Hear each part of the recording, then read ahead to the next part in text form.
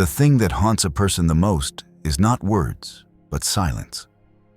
Not the harsh insults, not the fiery arguments, but the void where no reply comes.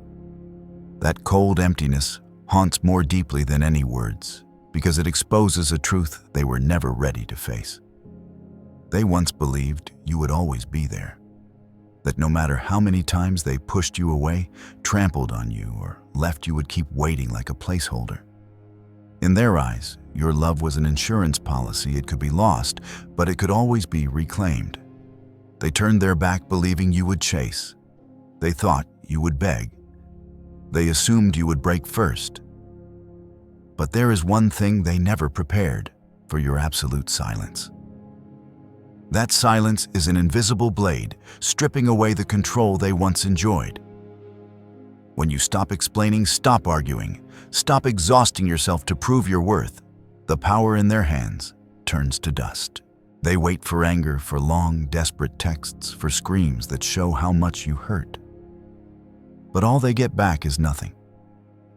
And in that nothing, they are forced to see their true reflection, isolated, fragile, trembling under the light of reality. At first, they soothe themselves. They're just taking some time. They believe you'll return with another apology, another chance. But slowly, they realize this silence isn't a game, not a tactic, not a trap. It's a decision. The moment you chose silence instead of justification was the moment their ego began to collapse. Silence doesn't feed their ego. It starves it day after day. It forces them to face their deepest fear, that maybe you were never as weak as they thought. That all along it was they who had been tolerated. And that perhaps they've lost forever at the only person who truly loved them. Why silence hurts more than words. People often think what breaks a heart most is the words goodbye. But the brutal truth is this: it isn't words that kill, it's silence that tortures. Words, however cruel, still allow a reaction. You can fight back, you can scream, you can hurl arguments to regain ground. Even the fiercest fight still carries a trace of care.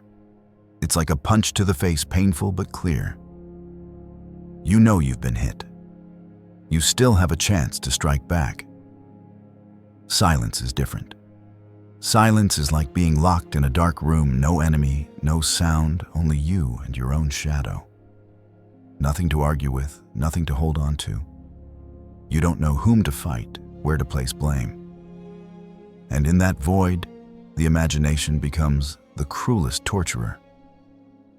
Psychologists call this the Zeigarnik Effect. The brain obsesses more over unfinished things than completed ones. A final breakup is like slamming a door shut. But silence leaves the door cracked open, forcing them to stand outside, wondering, do I still have a chance? Was something left unsaid? And in that tiny crack, the mind invents 1,000 cruel scenarios, tearing them apart, piece by piece. Someone once confessed she could survive an all-night fight, but went insane when her boyfriend disappeared without a word. A fight at least gave her the right to scream, to cry, to curse. But silence gave her nothing but a cold, glowing phone screen. Think about it. You open your phone to read, "I don't love you anymore. It hurts, but you know what to do." But opening your phone to see no reply, only your messages left hanging, that's a slow madness. The brain hates uncertainty. A study at University College London found that people feel more stressed facing uncertainty than when they know something bad is coming. In other words, knowing you'll get an electric shock is easier on the heart than not knowing if you will.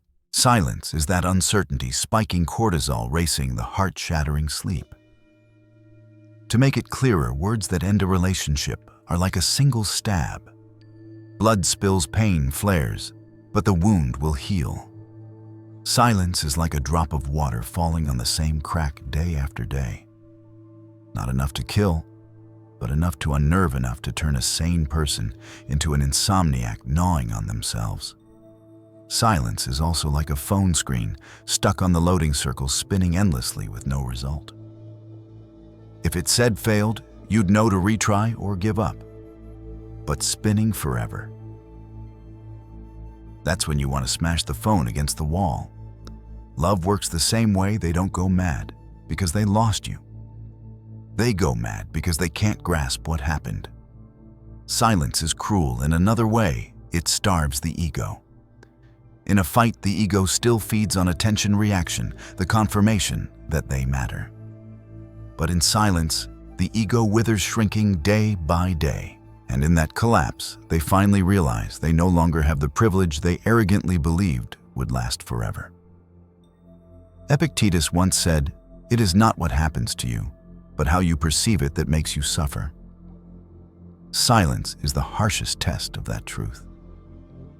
They don't suffer because you are silent. They suffer because in that silence, their mind raises ghosts and they tear themselves apart. So silence is never a mind game. It is a decision to cut off all oxygen to their ego, to make them understand you don't need to say another word. And sometimes that silence echoes louder than 1,000 screams combined. The psychological journey of facing silence. Silence does not destroy immediately. It's like a slow-acting drug, forcing the other person through different psychological stages. And it is precisely this dragging out that makes it torture. If a clear breakup is like a gunshot that ends everything, then silence is a slow starvation, leaving someone to wither in their own waiting. 1. Relief. He's just giving me space. At first, silence is interpreted optimistically. They tell themselves a comforting story. He just needs time. Surely after a day or two, he'll text back. One woman recalled that after a big fight with her boyfriend, he disappeared, no calls, no messages. The first day she smiled. Good, let him cool off. He'll text by the weekend. She even felt relieved, treating it like a short vacation from drama. At this stage, silence feels like skipping breakfast, a little hunger, but still fine, even like a detox. What they don't know is that this is only the warm-up for a much longer famine. 2. Curiosity. Why hasn't he texted yet? When the silence lasts longer than expected, curiosity creeps in. Now they check their phone more often. Every notification sound brings disappointment. Some start searching for hidden signs. Did he post a story?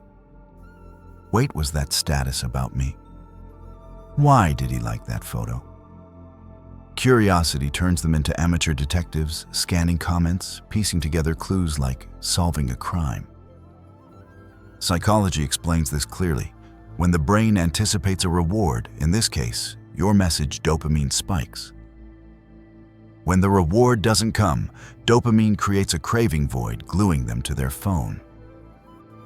If there were a world championship for refreshing an ex's Facebook page, this is the stage that would fill it with contestants. 3. Irritation. Is he playing games with me? After a few days of silence, curiosity turns into irritation. They start to feel offended. What is this? Is he trying to play me? And then they switch tactics. Some post vague statuses in life. Everyone is replaceable. Or upload photos smiling with friends, captions like, "Happiness is not needing anyone." Of course, the point isn't joy, it's bait, hoping for your reaction. One man admitted that after his girlfriend went silent, he posted 3 chill stories in a row with beer music friends. But in his mind, there was only one question: did she see this? Is she jealous? When she didn't react, the irritation lodged in his throat like a stone. This is the stage where they begin to feel out of control. Their ego, so used to feeding on your reactions, now screams, bangs the table, and looks for any way to force you to reappear. 4. Fear. What if he's really gone? If silence continues, irritation melts into fear. They start to realize maybe you've actually left. Maybe silence isn't sulking, it's a decision.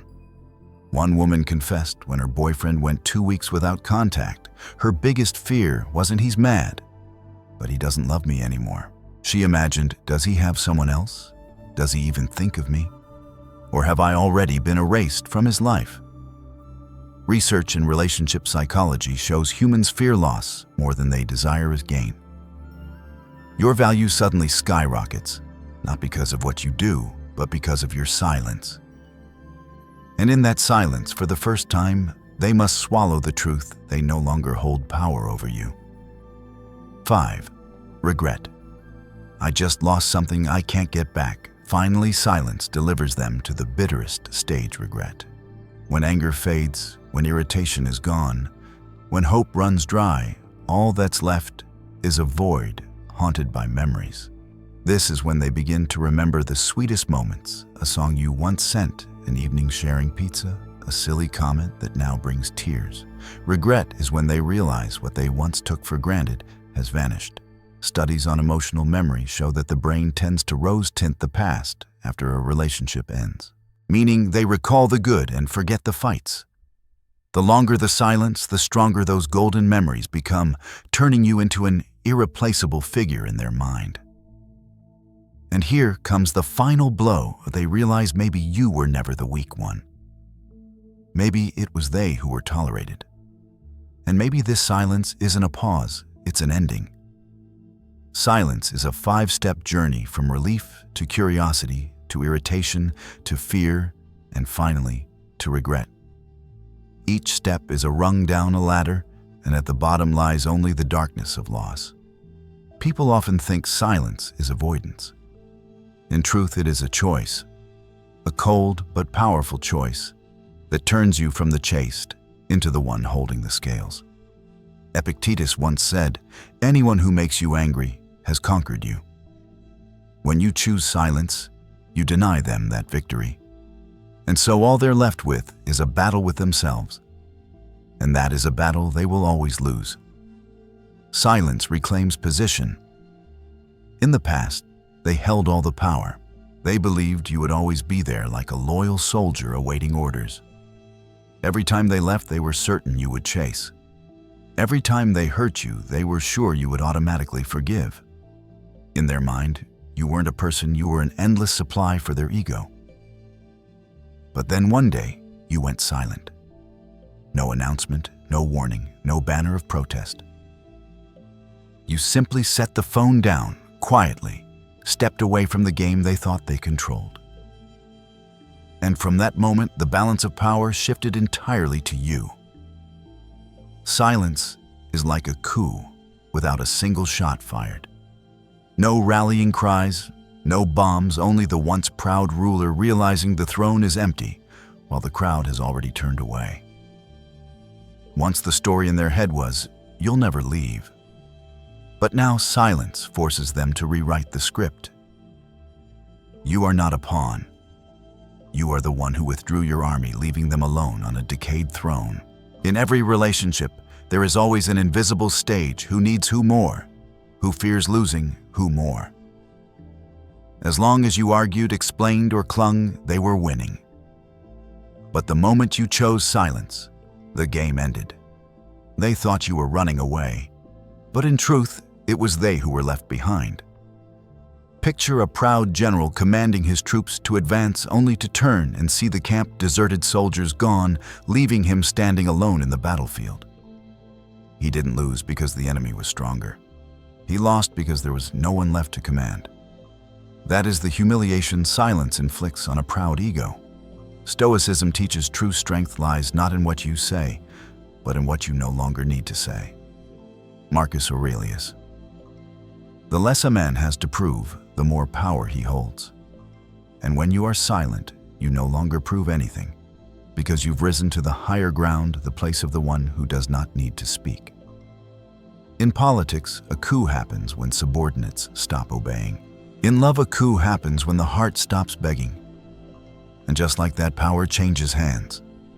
No declaration needed, no court ruling required, only silence. The right use of silence. Silence is like a blade. In the hands of the impulsive, it's just a weapon that injures. But in the hands of the disciplined, it becomes a tool that sharpens the self, A wise man does not use silence as a cat-and-mouse game, for that is nothing more than cheap revenge. He uses silence to cut away the rotten and rebuild his life from within. 1. Don't turn silence into revenge. Many men after a breakup think, I'll go silent, so she'll hurt, so she'll beg, so she'll crawl back. It sounds powerful, but it's still dependence. Your joy in that moment doesn't come from within, but from her suffering. That isn't freedom, it's a golden chain. Marcus Aurelius once said, the best revenge is not to be like your enemy. So don't turn silence into a trap. You're no longer a sulking child with folded arms waiting for someone to apologize. You are an adult, and your silence must carry the weight of a mature decision. 2. Use silence to invest back into yourself. Instead of counting the days to see how far they've collapsed, use those days to rebuild yourself. Train, read, write. Do the things you once promised but never fulfilled. Turn each minute of silence into a brick in the foundation of your new life. Imagine this. Instead of staring at an empty chat screen, you lace up your shoes and run laps. A month later, your body changes muscles defined. They see you by chance, and their breath catches. That is the real blow, not because you tried to hurt them, but because you grew in silence. Seneca said, no man is free who is not master of himself. Keeping silent while burning inside to prove something is no different from a prisoner in chains. Keeping silent and turning it into discipline, that is freedom. 3. Rebuild your own life. You don't need to post statuses like, I'm fine, I'm strong. A truly fine man doesn't need to say it. He lives it. He acts. And that life itself is the strongest proof. Think about it, you stay silent for 6 months. And in those 6 months, you do the things you always delayed during the relationship. Buy a guitar. Learn a language. Start a small project. One day they see you by accident and think, is this the same person who once begged me? And they bitterly realize you're no longer in their circle. Marcus Aurelius once wrote, waste no more time arguing about what a good man should be. Be one. Exactly. Your silence should take the shape of transformation, not the shape of waiting. 4. Silence as proof of serenity. When you are silent, some will say he must be angry. But true silence is not anger, it is serenity. You don't answer not because you're furious, but because you no longer feel the need. Epictetus said, it is not what happens to you, but how you react that matters. If you're silent but burning inside to prove yourself, you're not free. But if you're silent and can sip coffee alone, smiling as you read a book, then in that moment, you are truly free. 5. The most painful blow, changing without a word. They expect you to collapse. They expect to see you post desperate lines, giving them a reason to smirk with satisfaction. But when they look around and see you, gone from the game, quietly rebuilding your life, that is the fatal strike. True silence needs no announcement. It's like a soldier who withdraws from battle not with noise, but with discipline, and when he returns, he has become a general. They don't know where you went in that time, only that you are no longer the same person. And that change speaks louder than anything. Silence is not to punish them. Silence is to save yourself. And when you save yourself, you've already answered everything that needs to be answered without uttering a single word. When do they truly break? Do you think they break on the first day of your silence? No. The first day they lounge with confidence, thinking you're just sulking. A week later, they're still smirking. He'll text soon enough. Like a cat stretched on a chair, certain you'll bring the food again. But the harsh truth is, the cat only panics when the bowl stays empty too long. They don't break on the first day. They don't break in the first week. They only begin to crack when their arrogant ego realizes you're no longer waiting, that there's no sign of you standing at the end of the road with foolish hope, that your silence has lasted long enough to become reality, no longer a tactic.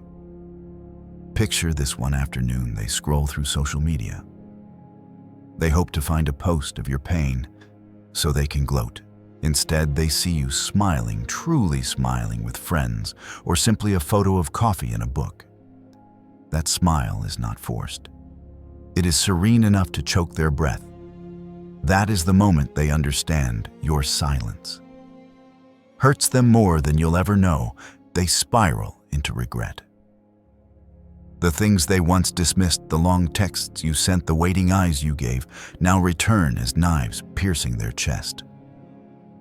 Your silence doesn't just make them remember, it makes them remember in pain. Remember without the right to fix. Remember without the chance to return. They are like addicts, waiting for their dose. But instead of the drug, they inhale only air. They keep breathing and finally realize they are suffocating in emptiness. Psychology calls this the fear of loss. People fear losing more than they rejoice in gaining. When they begin to believe you're truly gone, dopamine drops, cortisol rises, and their nervous system goes into alarm. Sleep disappears. Meals lose taste. A simple "I'm okay" text from you now feels more valuable than 100 promises once did. But that message will never come. This is the moment they truly break, when they realize your silence was never meant to punish, but to protect yourself. You no longer need the game. You no longer wait. And that to them is more painful than any rejection. Conclusion. In the end, your silence is not a game nor a punishment. It is a decision to remove yourself from the board where you were once dragged by chaos. A decision to give yourself peace instead of patching something already rotten. They will hurt more than you imagine, because words can be answered, but silence cannot. Silence leaves them alone with their ego, with their fear, with memories that cannot return. And that is why your silence hurts them more than you'll ever know. Marcus Aurelius once wrote, "If you are offended, remember, it is not the other person who offends you, but your own willingness to be offended." Your silence is the refusal to let that continue. You no longer allow them to define your worth. You define it again through your own life. Remember, silence does not make you weak. Silence is the strength of the one who no longer needs to prove. It is not escape, it is choice, the choice to walk away, to mature, to be reborn. And if you are now in that silence, hold it with courage. Use it to rewrite your story instead of being trapped in theirs. One day when they realize, when they shatter in regret, you will know you won not with words, but with serenity. If you have ever chosen silence to protect yourself, share your story in the comments.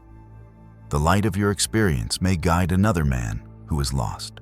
And if this video touched, you don't forget to like, share, and subscribe as we continue to build Stoic strength, the kind that doesn't need noise, but endures like cold steel.